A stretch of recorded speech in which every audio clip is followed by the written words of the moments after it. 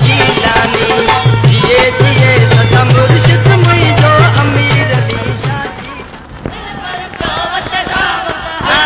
दिल पर प्यावत दावत दिल पर प्यावत दावत दिल पर प्यावत दावत दे लख मुबारक मिले मोरे तो दिल पर दौर में जीलानी जमायत जो रूहानी पेशवा PPMNA पीर सैयद अमीर अली शाह जीलानी अछड़ो थर जे मुख्तलिफ़ ॻोठनि जैसरो ॻोठ, खलीफ़ो नवाब समूह, खलीफ़ो जम्मू समूह, मलूक जो तड़, कादर बख्श छछर, तड़वाव समा, खलीफ़ो बरकत समूह, सलीम समूह, गंजड़ौर, माणकोर समेत ॿियनि ॻोठनि में रखियल दावतुनि में शिरकत। मुरीदन मथस गुलन जी वर्खा करे भरपूर नमूने आजियां कई वई। जीलानी जमायत के रूहानी पेशवा पीर सैयद अमीर अली शाह जीलानी हज़ारे मुरीदन अकीदतमंदन के ज़ियारत कराई ऐं रूहानी खिताब कयो।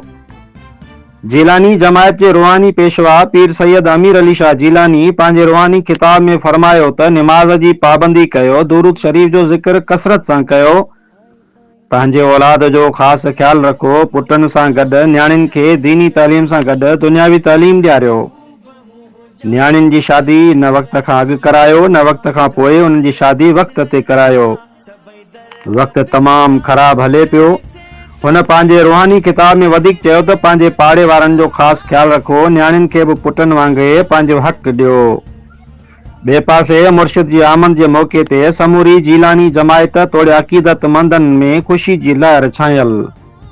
ॻोठनि रोडनि रस्तनि तोड़े घिटियुनि खे सुहिणे नमूने सिंगारियो वियो ऐं मुरीदनि अक़ीदतमंदनि पारां जीलानी जमायत जे रूहानी पेशवा पीर सैयद अमीर अली शाह जीलानी के सिंध जी सकाफ़त, अजरक, शाल, नोटनि जा हार पाराया ऐं क़ीमती तोहफ़ा पिणु ॾिना। आख़िर में प्यारे मुल्क पाकिस्तान जी तरक़ी ऐं ख़ुशहाली लाइ ख़ुसूसी दुआऊं पिणु घुरियूं वयूं।